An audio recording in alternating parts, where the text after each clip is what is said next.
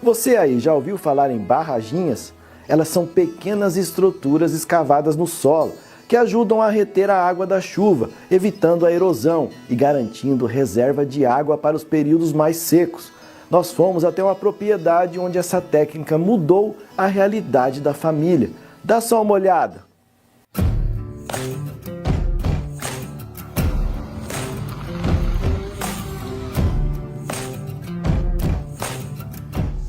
E para chegar até as barraginhas, a gente tem que caminhar. Vamos lá? Estamos no município de Chapada dos Guimarães, em uma pequena propriedade rural que mudou a realidade graças às barraginhas. Antes, o produtor ele sofria com a seca e a falta de água. Hoje ele tem uma reserva importante que garante a produção de figos e de cana-de-açúcar, matéria-prima para doces e uma cachaça artesanal feita com muito orgulho. E para entender melhor como funciona essa tecnologia simples, mas poderosa, a gente conversa com o Wagner, responsável pelas vistorias nas áreas onde as barraginhas são construídas. Professor Wagner, pode explicar para o pessoal em casa, de uma maneira bem simples, o que é a barraginha? Então, barraginha é uma estrutura que a gente instala, né, na parte, principalmente na porção mais superior de uma determinada estrutura geológica, de uma estrutura de uma bacia hidrográfica, para poder possibilitar que essa água, que outrora não existindo essas barraginhas, quando a água cai, ela escorreria rapidamente e iria para essa parte mais baixa dessa bacia e consequentemente ir embora. A gente fala que geralmente numa microbacia, numa bacia hidrográfica, você tem dois grandes problemas geralmente, que é o excesso de água no período da chuva e a falta de água no período da seca. E a barraginha ela vem bem em cima disso, ela vem buscando evitar que ocorra esse processo. Por quê? Porque a partir do momento que ela é instalada, ocorre uma parada dessa água da chuva, dessa pluviosidade, naquele determinado local, possibilitando com isso que ocorra a infiltração, o abastecimento dos lençóis subterrâneos e ao mesmo tempo o abastecimento das nascentes que estão abaixo dessa estrutura, durante todo o período do ano. Então você vai ter uma disponibilidade maior de água no período da seca e uma diminuição dessa água, né, do processo possível de alagamento no período da chuva, entendeu? Possibilitando também com isso que ocorra o combate ao processo erosivo, porque quando a água bate ela escorre rapidamente, ela acaba rasgando pequenas estruturas no solo, que são os pequenos sulcos, que podem aos poucos aumentar e chegar até num processo de formação de uma vossoroca, né, igual a gente vê em diversos locais, principalmente nessa região mais alta, né, das nascentes do Pantanal, onde o solo é extremamente arenoso. Não é o caso aqui da propriedade em que nós nos encontramos, porque aqui tem uma boa quantidade de argila, inclusive, né, no solo, devido às características geológicas desse solo. Mas nessas regiões mais altas, normalmente elas têm, dada a formação delas, elas são mais arenosas e, consequentemente, a possibilidade de ocorrer esse processo erosivo acaba sendo maior. Então, ela é uma ferramenta para diversas utilidades. É um processo de abastecimento, né, uma estrutura que abastece o lençol subterrâneo, que abastece as nascentes, que abastece os pequenos córregos, tá? Que por sua vez vai abastecer os córregos maiores e por sua vez vai possibilitar que tenha água lá no Pantanal, né, em maior quantidade do que aquilo que a gente está vendo, principalmente nesses últimos anos. Todos os anos, muitos pequenos produtores enfrentam o mesmo desafio, a falta de água na seca. Sem alternativa, recorrem a métodos tradicionais, como os poços artesianos, que além de caros, muitas vezes não resolvem o problema. Mas será que existe uma saída mais simples e eficiente? A gente foi atrás da resposta e perguntou qual a diferença entre as barraginhas e os poços artesianos. Quando você faz um poço, você busca o quê? Retirar a água que está nesse subsolo, né? Quando você faz uma barraginha, é o contrário, você está fazendo o quê? Você está parando a água pluvial, né, e possibilitando que essa água faça o quê? Infiltre no solo e, consequentemente, abasteça esse lençol subterrâneo. Então, eu diria até que você pode fazer um poço? Pode, sem ter problema nenhum, porque você vai estar tirando uma água de qualidade, uma água que já foi, de certa forma, tratada pelo processo, né, de filtragem que aconteceu nesse solo, mas desde que ele seja associado a essas barraginhas, porque as barraginhas possibilitam que a água que vai cair, ela possa infiltrar nesse solo e abastecer esse poço por mais tempo, né? Tem um local que é bem interessante, né, um dos primeiros locais que foi trabalhado barragem aqui na região do Mato Grosso, que foi ali na região da Serra do Mangabeal, né, próximo de Cáceres, que o produtor, quando ele começou o processo de construção de barraginhas, a profundidade do poço, né, que ele tinha perfurado, né, a primeira nascente do poço dele, digamos assim, estava localizado a 92 metros de profundidade. Hoje, né, 14 anos depois, quer dizer, do processo de instalação das primeiras barraginhas, o local que está fluindo essa água dentro do poço já se encontra a 32 metros de profundidade. Então, quer dizer, ele elevou num local que não tinha, eu estou falando isso no alto de uma serra, no lugar onde não tinha nenhum tipo de corpo de água, ele está fazendo o quê? Ele está plantando água, ele está elevando esse nível do lençol subterrâneo e possibilitando que essa água esteja disponível para outras populações que não só ele naquele local. Então isso é uma coisa também que é interessante da barraginha. Quando um proprietário rural ele instala uma barraginha, ele não está instalando aquela barraginha apenas para ele, e sim para quê? Para toda uma sociedade que está no entorno. Isso é importante, você pensar nos outros, não só naquele local onde você se encontra. O termo usado pelo Wagner, que as barraginhas elas plantam água, traduz bem o porquê desse sistema ser tão eficaz em pequenas propriedades. Enquanto a água da chuva escorre e vai embora em poucos minutos, as barraginhas elas seguram, infiltram e devolvem a água para o solo. Essa ideia simples ganha ainda mais força quando olhamos os dados. Um estudo recente feito pelo Mapa Biomas mostrou que em 2023 a superfície da água no Brasil ficou abaixo da média, com destaque negativo para os estados como Mato Grosso do Sul, Roraima e Rio Grande do Sul. Desde o início do século, quase todos os anos foram de queda na presença de água no país. O impacto é direto nos biomas como o Cerrado e o Pantanal e atinge centenas de pequenos produtores que dependem da terra para viver. Que você cria todo um cinturão verde abaixo dela que possibilita que esse lençol, por estar mais aflorado, possa abastecer e possa irrigar melhor essas estruturas que foram instaladas aqui embaixo. Se você vê na propriedade, hoje você estava até falando, eu vim comendo figo aqui, né? Então você pode ver que aqui embaixo tem instalado o quê? Um plantio de figo. Essa barraginha aqui em cima, a partir do momento que ela está pegando essa água, ela está fazendo com que esse lençol ele suba e ao mesmo tempo irriga aquelas estruturas. Isso vai fazer o quê? Vai fazer que ele tenha um gasto menor, o produtor tenha um gasto menor com a parte de irrigação, que tenha o quê? Uma qualidade melhor nesses frutos e ao mesmo tempo que tenha para toda a estrutura, para todo o grupo, o quê? Um ambiente mais saudável, né? Pelo Mapa Biomas, nesses últimos 35 anos, houve uma redução de superfície de água no Mato Grosso de aproximadamente 50%.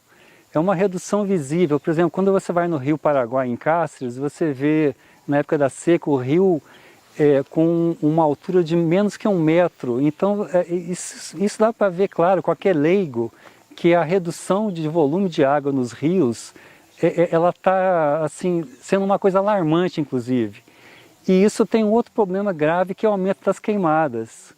Então, quando a gente pensa em levar esse projeto para milhões de famílias, na verdade, quem cuida, a gente fala do Pantanal de certa maneira, são as famílias que moram na região. E elas tendo dentro da área delas esses projetos de tecnologias sociais, eles vão defender a natureza com mais ferramentas.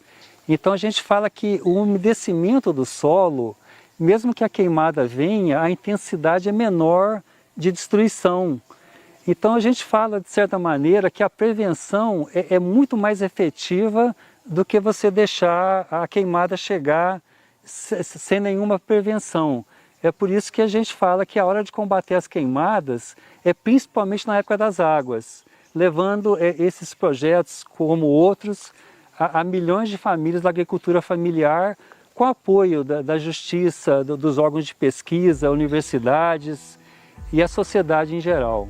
O produtor Marcos Sguarese é o dono da área onde as barraginhas foram construídas. Na propriedade, ele cultiva frutas, fabrica doces e ainda planta cana-de-açúcar para a produção de cachaça artesanal. Mas por muitos anos, Marcos viu a água sumir do solo, pouco a pouco. Foi aí que ele decidiu agir, recuperou a área de floresta nativa e investiu nas barraginhas como forma de evitar erosões e restabelecer o ciclo da água na terra. Nós tivemos uma diminuição do volume de água que nós temos nos nossos rios, nascentes e tudo mais. Tanto que rios que eram perenes, hoje já não são mais, só tem água no momento de uma chuva, alguma coisa assim.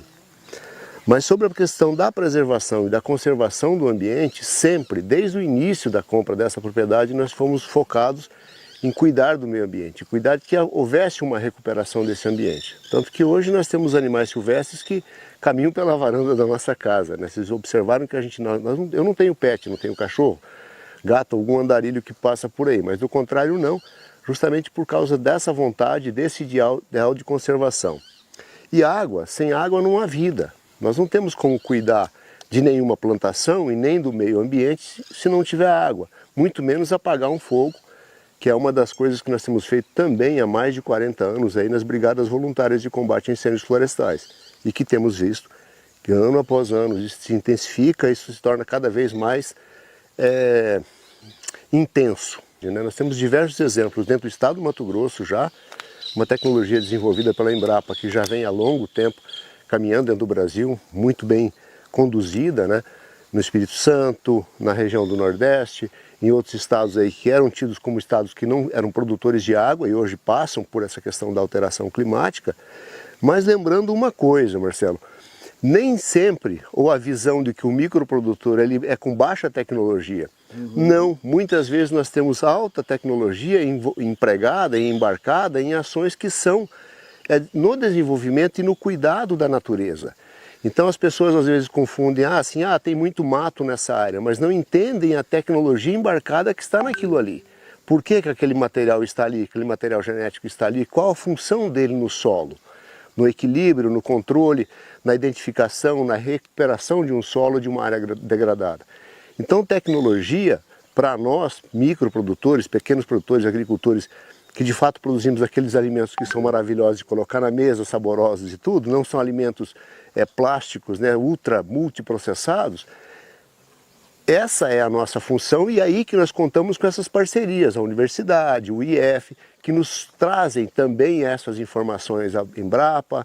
Então isso é fantástico para nós. Nós desenvolvemos um padrão e uma qualidade de vida que algumas pessoas, quando conhecem, se encantam. E é nesse caminho de soluções simples e inteligentes que entram as instituições de ensino, como a UFMT, com pesquisas, estudos e cursos voltados aos pequenos produtores. A universidade tem sido uma aliada importante no campo. A UFMT promoveu um curso de capacitação com mais de 30 pessoas de todo o estado, inclusive de comitês de bacias hidrográficas. Esse curso aconteceu dentro do seminário de recursos hídricos que nós fazemos na universidade, no mestrado em recursos hídricos. E esse curso de capacitação adotou essa área piloto, né, para a construção dessas barraginhas nessa propriedade. Então veio maquinário, isso com o apoio da SEMA também, né? E trouxe o especialista nessa área que construiu, que deu o curso também, toda a parte teórica e a prática na construção dessas barraginhas. Por que a UFMT de apoiar iniciativas como essa?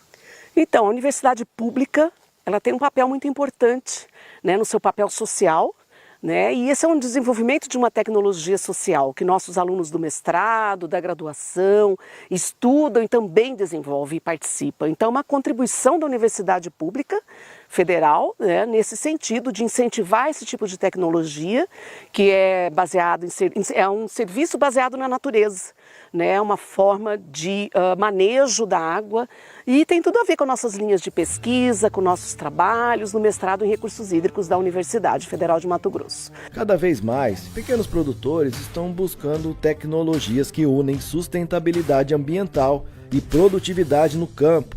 Com as barraginhas, eles conseguem algo essencial, uma fonte de água durável que faz a diferença no dia a dia da lavoura e da vida no campo. Uma solução simples, de baixo custo, que mostra que é possível produzir, preservar e prosperar, tudo ao mesmo tempo. É um problema cada vez maior, né? E aí a gente percebe que alguns já acordaram para esse momento que o mundo vive, né?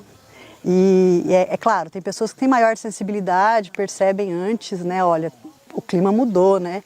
Vamos ter que adequar e aí essa tecnologia que é validada por diversas instituições de pesquisa, né? Realmente é uma tecnologia eficiente, né? Para áreas de uso consolidado. Por exemplo, tem uma pastagem ou tem uma área agricultável, tem uma plantação de frutíferas, como a gente viu lá em cima, né? Essa tecnologia ela vai beneficiar o produtor. Esse aqui é um dos mais importantes trabalhos do estado de Mato Grosso, porque tem visibilidade principalmente na capital, por ser tão próximo de Cuiabá. E aqui na Chapada são as cabeceiras principais do estado de Mato Grosso que levam água até o Pantanal. Então, por isso, a gente acha que esse trabalho aqui ele é o mais importante hoje e tende a ampliar, que a gente está com a proposta de fazer no mínimo 3.000 barraginhas. A gente chama revitalização do Pantanal, então a gente desceria até Cuiabá e de Cuiabá até Cáceres. Preservar não é parar de produzir, é entender que a terra responde ao cuidado com mais força, mais vida e mais frutos. Tecnologias como as barraginhas mostram que é possível sim aumentar a produtividade sem precisar agredir o solo e sem esgotar a água. Elas garantem que as frutas, verduras e carnes que chegam à nossa mesa hoje também cheguem às mesas das próximas gerações, porque quando o campo prospera com consciência, todos colhem os bons resultados, agora e no futuro.